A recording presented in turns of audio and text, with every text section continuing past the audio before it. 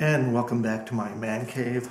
I'm not an expert, and today I wanted to show you an issue with the Lee Pro 1000 I had when I was reloading 9mm. I had a primer detonation that detonated some primers. Okay, here's a close-up of what happened. The brass in position 1 with the red letter there detonated its primer, which detonated the primer next to it, 2, which detonated number 3, 4, 5, and 6. The detonation did blow the anvils out of 3, 4, 5, and 6, and the detonation stopped at primer 7. It wasn't a full detonation up to the primer tray.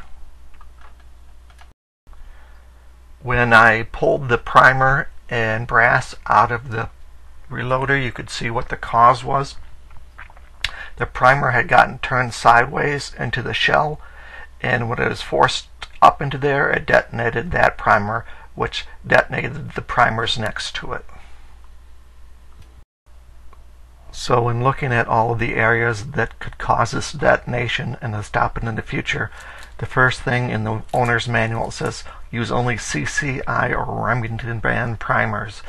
It infers that if I had been using other primers, they might have all detonated up to the tray and caused a serious injury. The piece of brass on the right, you can see the primer was put in and it's just a press fit. The brass on the left, you can see after the primer was installed, another tool came and crimped the brass around the primer, holding it firmly in place. The brass I use is picked up off at the range, so I get all types of brass. I had wondered if I had picked up a piece of crimped brass, but when I went back and looked at the picture, that was not the case, so that was not part of the issue. A lot of reloaders are worried about this, so they either check all their brass for crimp and remove it with a swage tool, or they just throw it away. In my press, I have a red LED light that is lit up when the primer is not fully and correctly seated into the brass.